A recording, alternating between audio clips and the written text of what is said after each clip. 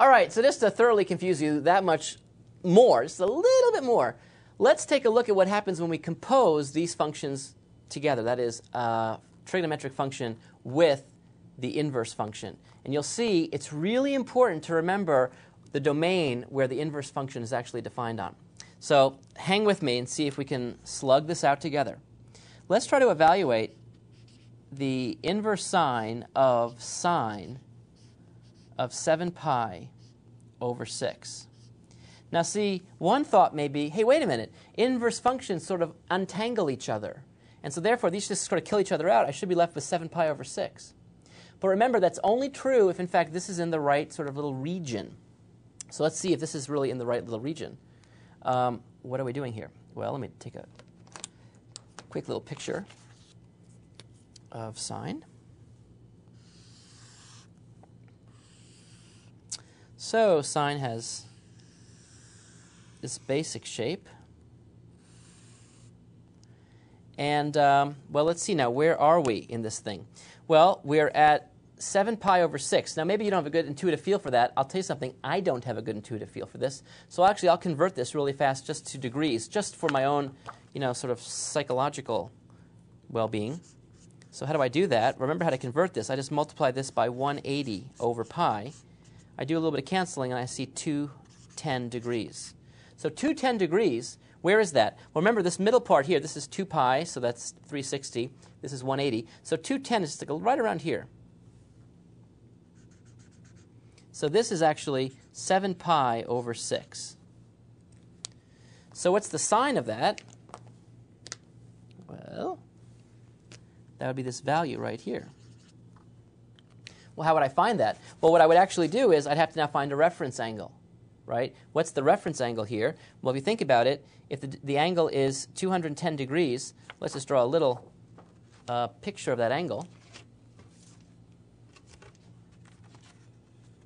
210 degrees is a little bit past 180. Here's 180, and so 210 is right around here. So what's the reference angle? Well, it's going to be 210 minus 180, which is 30 degrees. 30 degrees. So the reference angle is 30 degrees. So what we see is this value will be the same as the value for this thing evaluated at 30 degrees, but there'll be a negative sign in front of it because all students take calculus. It's negative in this region, and you can see the negative value right there.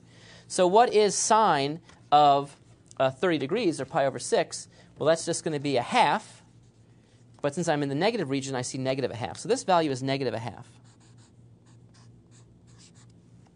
So this thing here is negative a half, right in there. So that's where we are right now.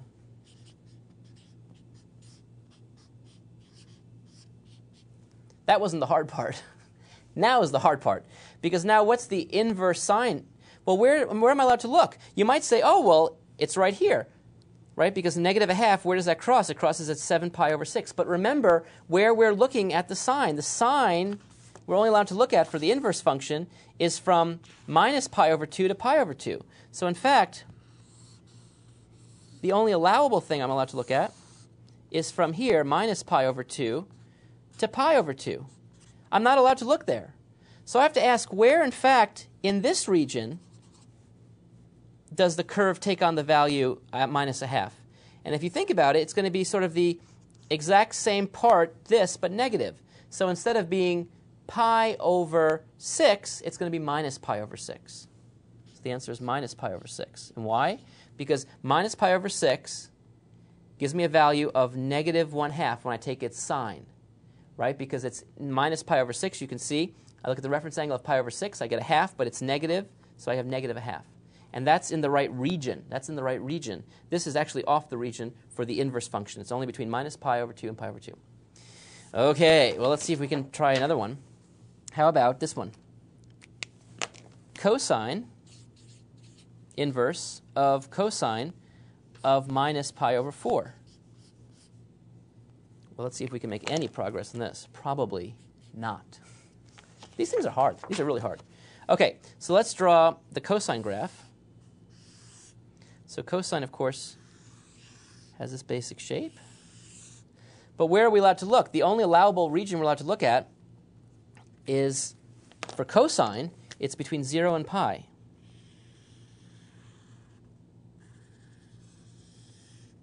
So that's the only allowable region. And we want, so what's cosine, first of all, of minus pi over 4? So minus pi over 4 is right around here. And so what's cosine of minus pi over 4? Well, that's just square root of 2 over 2, because it's the same thing as the cosine of pi over 4. So this actually equals the our cosine of square root of 2 over 2. And where did that come from? That's just cosine of pi over 4.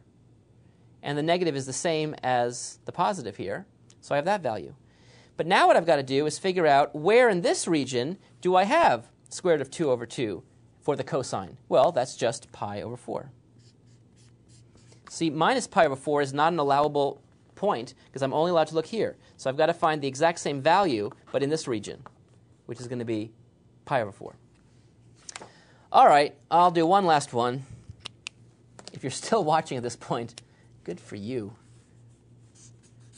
Inverse tan of 3 pi over 4. Well, again, let's take a look at a picture here and see what this looks like. So first I'll just draw the tangent function. It has a lot of asymptotes. A lot of asymptotes. So this is at pi over 2. And this is going to be pi. This is going to be another asymptote. So it has this basic shape. And so the graph looks like this.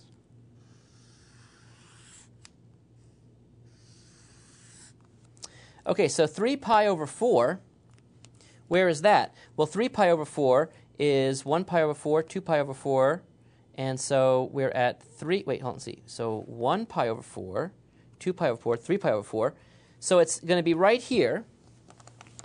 I want to evaluate tangent. So it looks pretty negative to me. And what's the reference angle? Well, the reference angle, what is 3 pi over 4? Well, 3 pi over 4, if we work out that into degrees, just to get a sense of what degree it is, I'll give it the third degree. Okay, I know you're not laughing. What do you think you're doing, Jack? Kidding me? Okay, if I do a little bit of canceling here, what do I see? I see, well, this cancels with this, and I get a 90, and then I get a 45. So I see 45 times 3. So 45 times 3 gives me, let's see, 90 and 45 is 135. So 135 degrees is right over here. The reference angle is 45.